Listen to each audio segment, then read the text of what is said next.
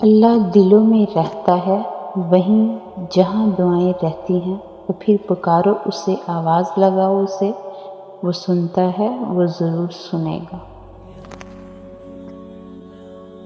اگر وہ سب مکمل کرنے لگے تو کون سی غرض تم کو ستائے گی؟ کون سا دکھ تم کو تہجد تک لائے گا؟ کون سا کرب پھر تم کو سجدے کرنے پر مجبور کرے گا؟ تم تو بھول جاؤ گے اس کو۔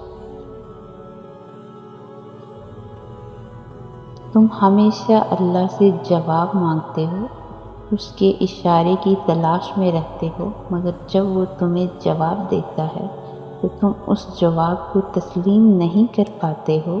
اللہ تمہیں جس شخص کی حقیقت دکھا کر اسے تم سے دور کر دیتا ہے، تم پھر کیوں اس کے پیچھے بھاگتے ہو؟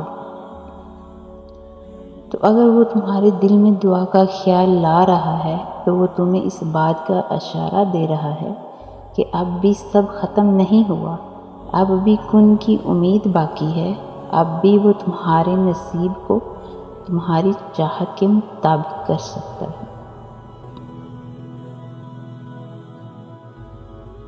اکیلے ہونے کی سب سے اچھی بات یہ ہے کہ جب آپ پریشان ہوں، آپ اداس ہوں، آپ کو سننے والا صرف آپ کا اللہ ہوتا ہے۔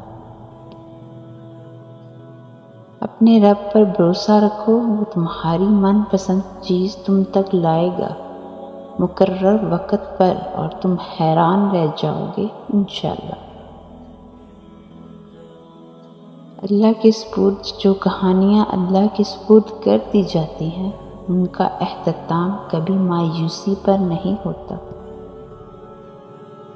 اللہ کو پکارو، وہ ٹھیک انہی لوگوں کو وسیلہ بنا دے گا جو تمہارے کام میں رکاوٹ بن رہے ہیں۔ دلوں کے حال تم سے بہتر تمہارا اللہ جانتا ہے۔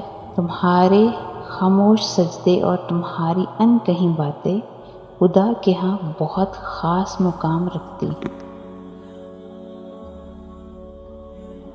دعائیں مانگتے رہا کرو، کیا پتہ تمہاری من پسند چیزیں ہی اللہ